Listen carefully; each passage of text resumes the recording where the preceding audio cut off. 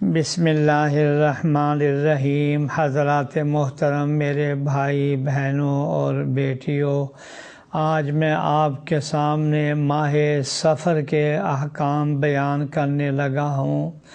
اسلامی سال کا دوسرا مہینہ صفر المظفر شروع ہو چکا ہے۔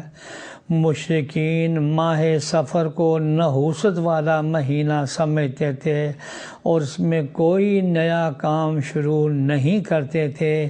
ان لوگوں کا گمان تھا کہ اس مہینے میں مصیبتیں، پریشانیاں، آفتیں نازل ہوتی ہیں اور یہ مہینہ نحوست، پریشانیوں اور مصیبتوں والا ہے۔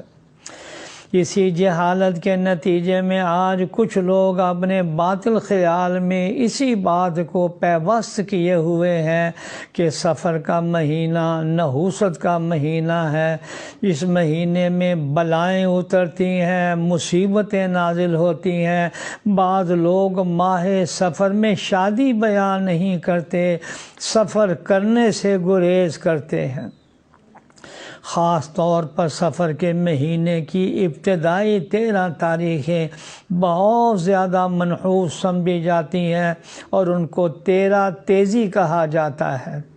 اور قابل افسوس بات یہ ہے کہ یہی نظریہ نسل در نسل آج تک چلا آ رہا ہے، حالانکہ سرکار دو عالم صلی اللہ علیہ وسلم نے بہت ہی صاف اور واضح الفاظ میں اس مہینے اور اس مہینے کے علاوہ پائے جانے والے توہمات اور قیامت تک کے باطل نظریات کی تردید اور نفی فرما دی، اور اعلان ارشاد فرما دیا لا عدوى ولا صفر ولا حامہ۔ یہ میں بخاری شریف کی عبارت سنا رہا ہوں، جس کا مفہوم یہ ہے کہ اللہ تعالیٰ کے حکم کے بغیر ایک شخص کی بیماری کے دوسرے کو خود بخود لگ جانے کا عقیدہ، اور خاص طور پر ماہ صفر میں نحوست ہونے کا عقیدہ اور ایک مخصوص پرندے کی بدشگونی کا عقیدہ، سب بے حقیقت باتیں ہیں۔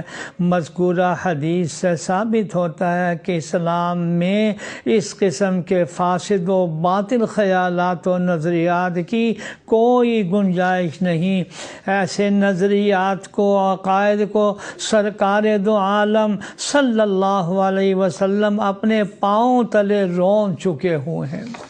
ماہ صفر کے متعلق نحوست والا عقیدہ پھیلانے کی خاطر دشمنان اسلام نے سرکار دو عالم صلی اللہ علیہ وسلم کی طرف منسوب جھوٹی روایات پھیلانے جیسے مکروہ اور گھنونے افعال سے بھی دریغ نہیں کیا۔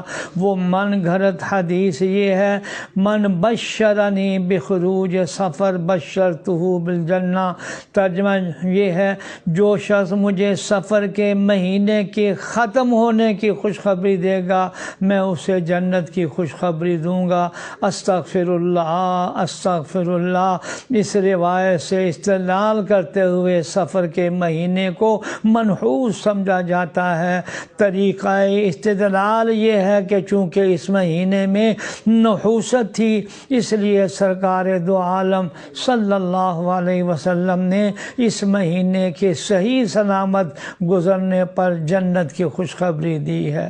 تو حضرات محترم، جان لینا چاہیے یہ حدیث موضوع ہے، گھڑی ہوئی ہے، اس کی نسبت حضور صلی اللہ علیہ وسلم کی طرف کرنا جائز نہیں۔ چنانچہ ائمہ حدیث نے اس من گھڑت حدیث کے موضوع ہونے کو واضح کرتے ہوئے اس عقیدے کے باطل ہونے کو بیان کیا ہے۔